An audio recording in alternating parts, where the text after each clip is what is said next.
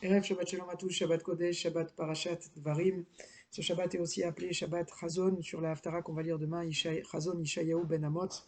Bezrat Hashem, que les paroles de Torah qu'on va dire ensemble aujourd'hui soient les Ilou Nishmatam pour l'élévation de l'âme de toutes les personnes dont les noms sont rappelés dans le texte sous cette vidéo. Velavdi Ben Amatim Achaim, qu'Akadosh Baruch Hu envoie la réfoua chez les malades, bonne santé à tous les malades du clan Israël, tous les malades dont les noms sont rappelés dans le texte sous cette vidéo. Alors depuis maintenant un peu plus de 2 semaines, on est dans la période qu'on appelle Ben Hametzarim, cette période qui est une période de deuil qui a commencé à Shiva Asar Betammuz au 17 Tammuz et qui va jusqu'à Tisha B'Av et avec des halachot de Avelut, des halachot de deuil qui vont crescendo, en sachant que la troisième étape et dernière étape de ces halachot-là, où les halachot elles sont les plus mahmirot, les plus dures, eh bien, ça va commencer à Motsai Shabbat, où on entame ce qu'on appelle Shavua Shechal Bo Tisha B'Av, la semaine dans laquelle tombe Tisha B'Av. Et la vérité, c'est que ça fait pas mal d'années, plusieurs années, c'est comme ça de ce que je me rappelle, qu'on n'a pas eu de vraie semaine Shechal Bo Tisha B'Av, c'est-à-dire là, depuis Motsai Shabbat jusqu'à mercredi soir, jusqu'à jeudi, en fait, on a presque une semaine pleine de Avelut avec des halachot qui sont pas non seulement ne pas écouter de musique et ne pas faire de Birkat Shechianu, mais qui deviennent plus durs, plus proches vraiment des halachot de Avelut Mamash, de la prise de deuil. Et on a besoin de ces halachot. On a besoin de ces halachot parce qu'on a besoin justement de signes extérieurs pour nous permettre d'un tout petit peu nous remettre dans le contexte et de revivre cette ambiance qui est l'ambiance de la Avelut sur le Chorban du Beth Amikdash, de la prise de deuil sur le fait que le Beth Amikdash a été détruit. Et il faut comprendre ça. Il faut comprendre ça parce qu'effectivement, on est dans une période où c'est la période où certains d'entre nous sont déjà en vacances, ou ont déjà pris des vacances, d'autres sont en vacances et d'autres vont prendre des vacances. Mais c'est une période où on est en plein été, on a envie d'écouter de la musique, on a envie de se détendre, on a envie de s'amuser. Et d'Afka, pendant cette période-là, eh bien, on a ces 3 semaines qui sont les 3 semaines de Ben Hametzarim. Alors c'est dur, c'est très dur de vivre cette période-là comme on doit le vivre, et c'est pour ça que Chazal nous ont mis des halachot qui sont le minimum, d'accord, qui sont le minimum qui nous permet un tout petit peu de ressentir cette tristesse qui est une tristesse très dure à ressentir. Pourquoi? Parce qu'on est en train de nous demander de pleurer sur la perte de quelque chose que nous, on n'a pas connu. Donc c'est très très compliqué de pleurer la perte d'une réalité qu'on n'a pas vécue. Alors effectivement, on peut essayer de lire un petit peu, celui qui va lire des Haggadot sur le Chorban du Baït ou du Chorban du Beth Amikdash, il va comprendre un petit peu la réalité d'avant et tout ce qu'on a perdu et comment on est aujourd'hui. Pour vous donner quelques exemples, la Gemara nous dit que Mishecharav Beth Amikdash, Nital Tama Perot, depuis que le Beth Amikdash a été détruit, eh bien, on n'a plus de goût dans les fruits. C'est-à-dire que tout ce qu'on goûte, nous, aujourd'hui, il n'y a plus de saveur. Tout ce qu'on goûte, nous, aujourd'hui, est tellement, c'est infime et c'est tellement insipide par rapport à la vie au moment du Beth Amikdash. Il faut comprendre ce que c'était que cette vie à ce moment-là, au moment du Beth Amikdash. Alors, pour comprendre ça, on a des textes. On a des textes qui nous permettent de mieux comprendre. En attendant, nous, on doit essayer de se remettre aussi dans cette période-là. Et sachez que ce n'est pas uniquement pendant ces 3 semaines, puisque c'est toute l'année où on a un devoir de se rappeler de la destruction du temple, comme vous le savez, à chaque fois qu'on assiste à une roupa, alors le khatan, juste avant de faire la fête, à la fin de la roupa, avant de casser le verre, eh bien, il va dire Imeshkacher Yerushalayim Tishkach Yemini. Si j'ai le devoir, moi-même, au moment où je suis en train de vivre une simra, une joie très très grande, eh bien, j'ai le devoir de me rappeler justement que cette simra, elle ne peut pas être complète tant que le Beth Amikdash n'est pas reconstruit. C'est-à-dire que c'est comme un couple, d'accord, entre Knesset Israël et Akadosh Baruch Hu. Nous, eh bien, un mari, un jeune khatan, il est là, il va construire un foyer avec la Kala, avec sa femme, d'accord, il va construire son foyer maintenant, eh bien il faut qu'il sache que ce foyer ne peut pas être, cette joie, elle ne peut pas être complète, d'accord, et ce foyer, il n'est pas complètement construit tant que la maison d'Akadosh Baoru, Baolam Hazé, n'est pas elle reconstruite aussi. C'est-à-dire que cette joie, elle ne peut pas être complète, et on la voit aussi quand on construit une nouvelle maison. Quand on fait une nouvelle maison, on doit laisser aussi un signe pour montrer que la maison n'est pas complètement finie, tant qu'Akadosh Baruch Hu n'a pas lui non plus sa maison dans ce monde-ci pour résider avec nous. Alors, on va voir que cette période-là, bien sûr, c'est une période de deuil, mais de la même façon que c'est une période de deuil, comme on l'a vu, il me semble, il y a 2 semaines, on va voir qu'il y a une certaine dualité, puisque c'est comme nous disent Chazal, d'accord, dans Masechet Ta'anit, Kol amitabel al Yerushalayim, zoche veroe besimchata. Tout celui qui prend le deuil sur Jérusalem, il voit au présent, pas il va voir quand Jérusalem sera reconstruit, il voit au présent et il mérite de ressentir ce que c'est que la joie de Jérusalem quand Jérusalem sera reconstruit, mais il le ressent aujourd'hui. On va essayer de comprendre ça. Donc on voit qu'il y a dans cette notion-là, comme on l'a dit déjà la semaine dernière, on a dit que Kol Rodfea Isigua Ben Ametzarim. C'est une période en même temps qu'une période de deuil, mais justement le fait de prendre le deuil, et Rabotai, il y a un point ici très important, je ne suis pas en train de prendre le deuil uniquement sur un événement passé, en train de pleurer le passé, et de pleurer la destruction de pierres et de poutres et d'un édifice aussi beau qu'il soit, aussi beau qu'il était, je ne suis pas en train de pleurer la destruction d'un édifice. Je suis en train de pleurer le manque de mon aptitude de voir justement la présence d'Akadosh Baruch Hu de façon dévoilée à côté de moi, qui était justement réalisée exprimée par le fait que le Beth Amikdash était présent. C'est ça que je suis en train de pleurer. Donc je ne suis pas en train de pleurer le passé, mais je suis en train de pleurer ce qui s'est passé dans l'histoire pour justement mieux me permettre de vivre mon futur et ma relation avec Akadosh Baruch Hu, ma relation dans ma Avodat Hashem. Et cette dualité dont je parlais, on la retrouve aussi au niveau des halachot. Vous savez que dans Megillat Echa, il est écrit que Tisha B'Av, c'est appelé Kara Alai Moed, c'est appelé un jour de fête, Moed, comme les Moadim, qu'on a nous, les jours de Idva'adut, les jours de réunion avec Akadosh Baruch Hu, de communion avec Akadosh Baruch Hu. Et d'ailleurs, on voit que la halacha, elle est que la veille de Tisha B'Av, et on ne fait pas de Tachanounim. Pourquoi? Parce que c'est considéré comme un Moed. Parce que Be'ezrat Hashem, ce jour de deuil, de Yagon, il va se transformer en Simcha, il va se transformer en jour de joie, quand le Mashiach il va venir, Bimehera Biyamenu Amen. Et bien à ce moment-là, on pourra comprendre que ce jour est un jour de joie. En attendant, on va essayer de mieux comprendre un peu cette dualité. Je voudrais revoir ça aussi à travers des textes. Comme nous dit, ce que je dis, c'est essentiellement basé sur une sikha du Rav Reuven Sasson sur cette période-là, où il nous reprend un texte dans Masechet Yoma, pour ceux qui veulent aller voir, Nun Dalet Amoudbet, il est marqué là-bas, Amarash Lakish Besha Shenichnesu Nochim Laechal, Raou Keruvim Ameurim Ze Beze, Otziun Leshuk Ve'amro Israël Alalu Shebirkatam Bracha avec Lilatam Klala, Yasku Bedvarim Alalu. Miyad Izilum Sheneemar Kol Mechabedea Izilua, pardon, Kiraou Ervata. La Gemara nous dit qu'au moment où les Goïms sont rentrés dans Jérusalem, après le siège de Jérusalem, et ils sont rentrés dans le Beth Amikdash, vous savez que le Beth Amikdash il est construit de plusieurs parties, et plus on progresse dans le Beth Amikdash, plus on va dans la partie la plus interne qui est le Kodesh HaKodashim, le Saint des Saints, qui est la partie la plus intime de la relation entre Akadosh Baruch Hu et Am Israël. Cette partie-là, cette chambre-là, le Saint des Saints, le Kodesh HaKodashim, dans lequel il y avait au temps du premier temple le tabernacle, le Aaron Abrit, où il y avait les deuxièmes tables de la loi et les chivrés, l'Uchot, Arishonim, et ce qui restait des débris des premières tables de la loi, eh bien, un seul homme pouvait rentrer dans cet endroit-là, un seul jour par an, c'était le Kohen Agadol, le jour de Yom Kippourim. Au-dessus du tabernacle, comme c'est décrit dans Sefer Shemot, eh bien, il est écrit que là-bas, il y avait les chérubins, les kérouvim, qui avaient une face, comme nous dit la Gemara, une face des anges qui avaient des faces d'enfants, et les chérubins étaient sous différentes positions. Ou alors ils se regardaient l'un l'autre, ou alors ils étaient dos à dos, et c'était une sorte de baromètre spirituel qui nous permettait de comprendre où on en était, nous, dans notre relation avec Akadosh Baruch Hu. C'est-à-dire quand les chérubins se regardaient l'un l'autre, c'est que Bnei Israël, ils étaient en train de faire le Ritzon Akadosh Baruch Hu, la volonté d'Akadosh Baruch Hu, et la relation avec Akadosh Baruch Hu était au mieux. Et quand les chérubins étaient dos à dos, alors c'est que la relation avec Akadosh Baruch Hu était une relation qui était beaucoup plus éloignée et que les Bnei Israël ne faisaient pas la volonté d'Akadosh Baruch Hu.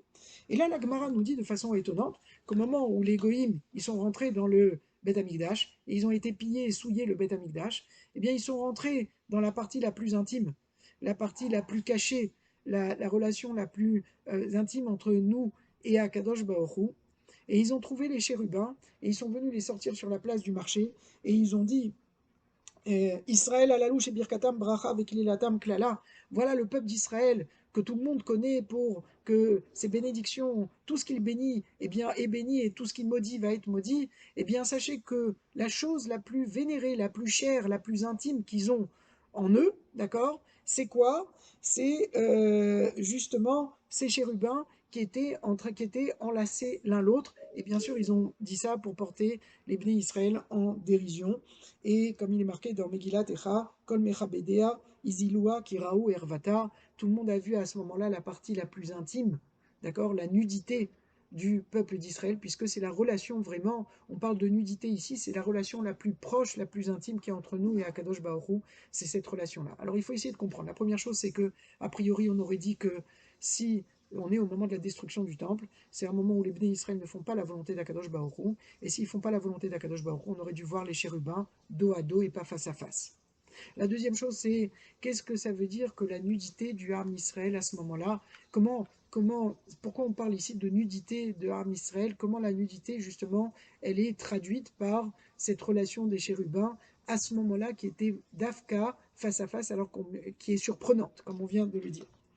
À part ça, on va essayer de relier ça justement au fait que, comme on a dit, ce jour-là est un jour de deuil, mais aussi un jour de joie. Il va se transformer en jour de joie, ou même plus que ça. Plus je vais être capable de prendre le deuil maintenant, plus je vais, en fait, quand je prends le deuil, c'est que je suis en train de pleurer. Quelqu'un qui est sensible à ça, qui est sensible quand quelqu'un il pleure quelque chose, c'est qu'il est sensible à quelque chose qui est en train de lui manquer, et il est en train de pleurer ce manque. C'est-à-dire que si je ne suis pas en train de pleurer ça, c'est que cette chose-là ne me manque pas.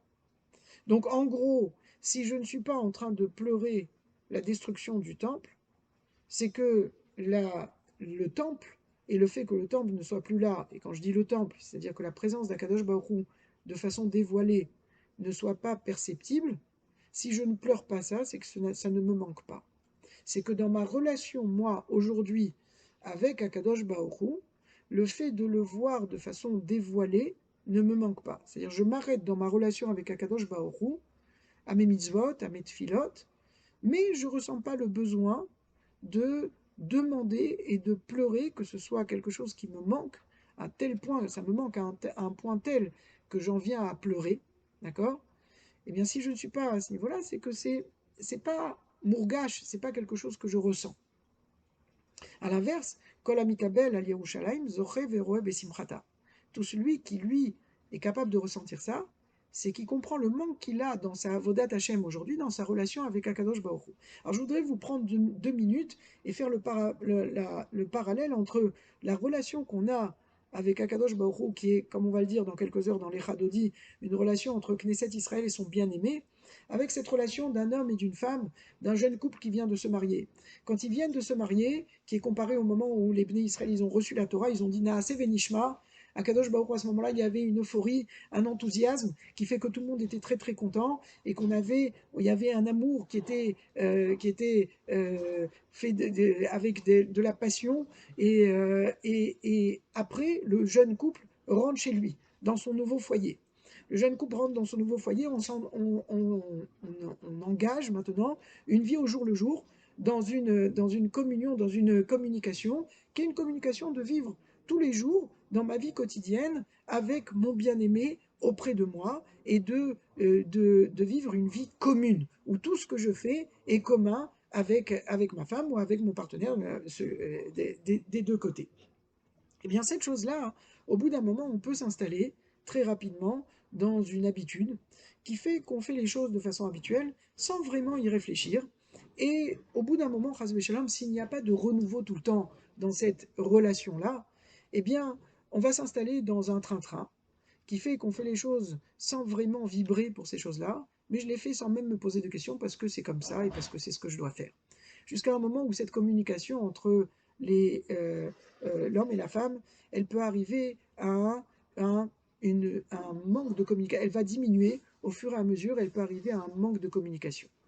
Un manque de communication qui peut même se traduire par des fois on n'a plus aucune envie de rentrer dans son foyer. On est très très loin de l'enthousiasme des premiers temps où on est rentré dans sa maison, où chaque chose, chaque meuble qu'on amenait dans la maison, on était très très content, c'était un renouveau, et on voyait la nouveau, on avait envie de décorer la maison, d'amener à chaque fois quelque chose en plus dans sa maison, et ça nous créait une joie juste parce que c'était l'endroit qui était l'endroit commun où on se retrouvait ensemble. Eh bien, cette relation-là, elle disparaît au fur et à mesure. Et plus elle va disparaître, plus elle va décrescendo, moins on a envie de rentrer dans la maison, et moins on vibre par rapport à la sensation, pardon, à la sensation que j'ai quand je suis justement dans ma maison en communion avec ma femme.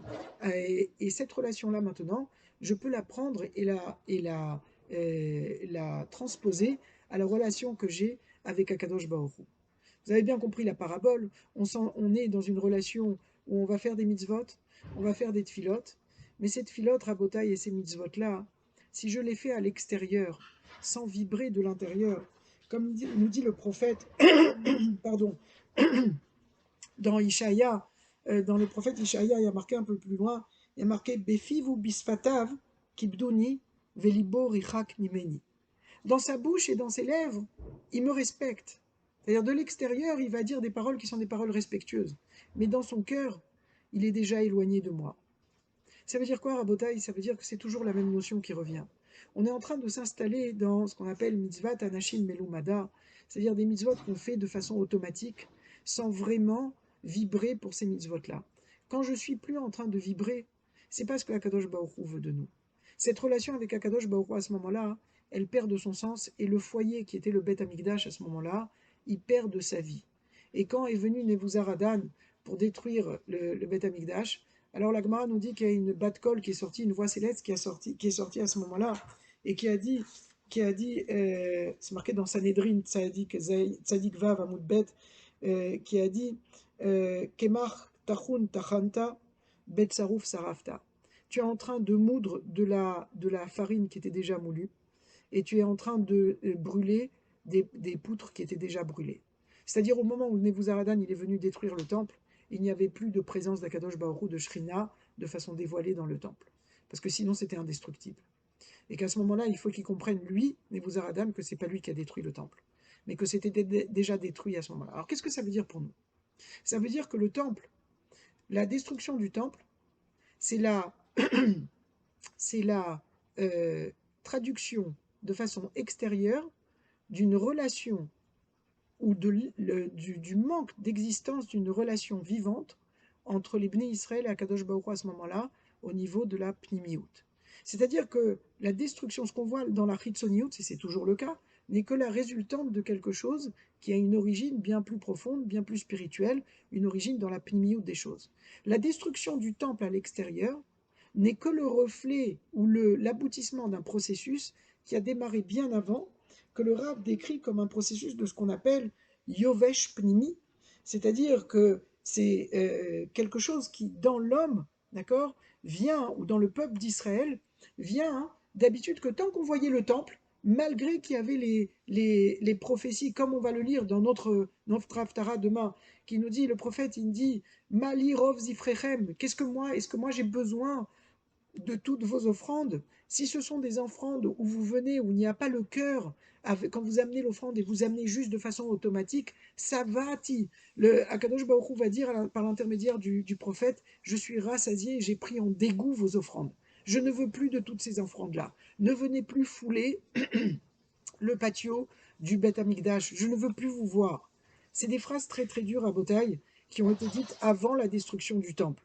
Et ces phrases-là qui ont été dites avant la destruction du temple, bien elles ont été dites par des prophètes et que les prophètes sont venus prévenir le Ham Israël, pourquoi le Ham Israël n'a pas réagi? Parce que le Ham Israël, il voyait qu'au niveau extérieur, eh bien le temple, il était toujours là. Donc tant que le temple, il était toujours là, ok, on n'est pas parfait dans ce qu'on fait, mais ça va. Rabotaï, la destruction du temple qu'on vient de dire, ce n'est que l'aboutissement d'un rikavon, de quelque chose, d'un processus mauvais qui était en train de germer, de se développer au niveau intérieur, au niveau plus profond, au niveau de la pnimiout, et qui commence à prendre à s'exprimer au niveau extérieur.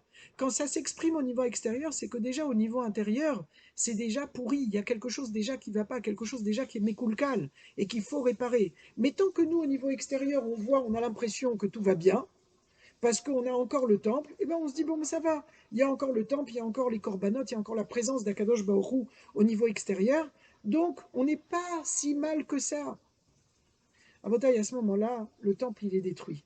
Au moment où le temple il est détruit, je me ramène à la parabole d'un homme et d'une femme, au moment où il y a un clash qui vient après des années de manque de communication qui s'est installé au fur et à mesure, qui a fait qu'il n'y avait plus que les habitudes et on tient le foyer, mais il n'y a plus d'amour entre l'homme et la femme, eh bien à un moment où Chas Shalom, ça peut arriver justement à une séparation.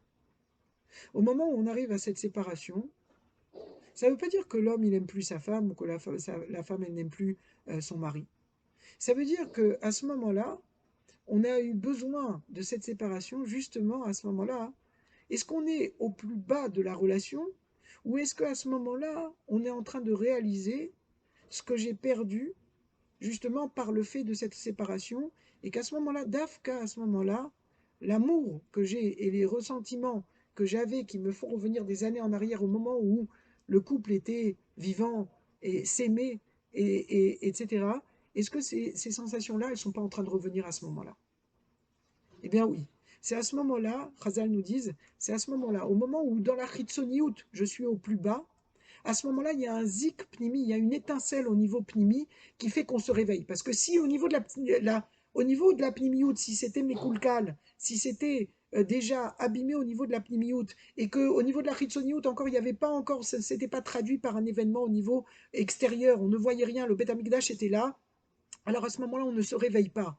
Quand est-ce qu'on prend une vraie claque? Quand on voit que le Beth Amikdash il est détruit. Quand on voit que la situation devant nous, à nos yeux, dans la Chitzoniout, eh bien cette situation-là, même ça, c'est tombé. Eh bien à ce moment-là, le Kilkul Pnimi, à ce moment-là, ce qui se réveille, c'est la Neshama à l'intérieur, la partie, l'étincelle divine qui se réveille. C'est l'amour qu'on a justement, en reprenant la parabole d'un homme et sa femme, c'est l'amour qu'on a justement pour son partenaire qui fait qu'à ce moment-là, on réalise combien finalement ta femme te manque ou ton mari te manque, combien tu réalises ça à ce moment-là. Et donc c'est pour ça, Rabotaï, c'est un moment au contraire, au moment où il y a la destruction à l'extérieur, ça veut dire quoi? Ça veut dire qu'à l'intérieur, on est à un moment justement où on est en train de refaire vivre ce qui va permettre, ce qui est en train de renaître à l'intérieur, c'est l'amour, c'est cette étincelle-là qui va, au bout du compte, se traduire par l'extérieur par la reconstruction du temple. On n'en est pas encore à la reconstruction du temple, mais elle est déjà née au niveau intérieur. Et maintenant, on revient à la Gemara. La Gemara, elle nous dit que Kol Mechabedea Izilua, que Raou et Ervata, qui Raou, Ervata, on a vu la nudité, c'est-à-dire on a vu la pnimiout, on a vu la partie la plus interne du peuple d'Israël, la plus profonde à ce moment-là. La partie la plus interne, la plus profonde du Ham Israël, elle n'est pas dos à dos. La partie extérieure du Ham Israël, il est dos à dos. Les chérubins, ils sont dos à dos parce que justement, le Beth Amikdash, il a été détruit. Mais le Kodesh à Kodashim, c'est le baromètre de la partie intérieure des Bnei Israël, la partie la plus profonde. Et c'est pour ça que les chérubins, à ce moment-là, ils sont face à face. Parce que ça vient justement traduire et nous montrer l'amour qu'a Akadosh Baruch Hu, qu'a Am Israël pour Akadosh Baruch Hu et Akadosh Baruch Hu pour nous. Tout le monde pleure, mais c'est des pleurs justement de manque. Plus je vais être capable de pleurer, plus je vais justement pouvoir remettre de la vie et de l'amour justement dans cette relation entre moi et Akadosh Baruch Hu. Et c'est pour ça, Rabotai, que ce jour-là, c'est en même temps un jour de deuil, mais c'est ce deuil qui va m'amener justement à retrouver l'amour qui était l'amour du départ. Et c'est ce qu'on dit à la fin de Megillat Echa. À la fin des lamentations qu'on lit à Tisha B'Av, on finit par quoi? La dernière phrase des lamentations, Ashivenu Hashem Elecha venashuva chadesh yamenu kekedem. On demande à Akadosh Baruch Hu de nous ramener justement à lui, de nous rapprocher de lui. Et à ce moment-là, nous, on pourra se rapprocher. Chadesh yamenu kekedem. S'il te plaît, Akadosh Baruch Hu, renouvelle cette réalité-là comme elle était avant, sous-entendu comment c'était quand tu étais toi proche de nous. Comme on était dans un foyer quand on vient de se marier avec l'excitation et l'animation, et quand on fait les mitzvot en vibrant à chacune des mitzvahs qu'on va faire, à chacune des tfilotes qu'on va faire, qu'on soit en train de vibrer, qu'on arrive à retrouver les vraies notions, qu'on arrive à justement savoir pourquoi on est en train de faire ce qu'on est en train de faire quand on fait une mitzvah, de se poser la question. C'est ça, nous, au jour le jour, Rabotaï, ce qu'on est en train de faire, ce qu'on doit faire. Le Chodesh Av, il s'appelle Av, Milachon Abba, qui est un langage de pas juste papa, mais qui est aussi un langage de Ratson, que c'est un langage de volonté justement de retrouver Akadosh Baruch Hu. Si on a cette envie de retrouver cette relation de proximité avec Akadosh Baruch Hu, qui est traduite justement par la nudité qui a été mise euh, en public et portée en dérision par les goïms, cette nudité-là, elle vient nous montrer qu'Akadosh Baruch Hu, à l'intérieur, dans la pnimiout, il nous aime très très fort. Et même si dans la chitzoniout, ça n'a pas l'air comme ça, eh bien il faut savoir que dans la pnimiout, Akadosh Baruch Hu, il nous aime très très fort. Et c'est ça ce message d'optimisme et positif qui fait que ce jour de deuil, il va se transformer en jour de joie quand nous, on va être capable de prendre le deuil et de prendre sur nous et de percevoir la perte justement de ne pas pouvoir vivre cette réalité aujourd'hui. J'ai envie de vivre cette réalité de joie et de la vie avec Akadosh Baruch Hu de façon dévoilée et de façon plus intense, j'ai envie de la vivre aujourd'hui. Et le fait que je n'arrive pas à la vivre aujourd'hui comme ça, c'est ça qui me fait pleurer. Et plus je vais me mettre dans cette ambiance de deuil, c'est une ambiance de deuil qui en fait va m'amener vers de la simra. Parce que ce deuil-là, qui est un deuil au niveau Ritsoni, c'est ce qui, au niveau extérieur, c'est ce qui permet au bout du compte de raviver en moi cette flamme au niveau intérieur, cet amour pour Akadosh Baruch Hu, qui va m'amener justement vers la Géoula et qui va nous amener vers, et qu'on soit Mekayem le pasouk, qu'on soit Mekayemim le pasouk, Ashivenu Hashem Elecha Venashuva, Chadesh Yamenu Kekedem, Baruch Adonai Leolam, Amen ve Amen.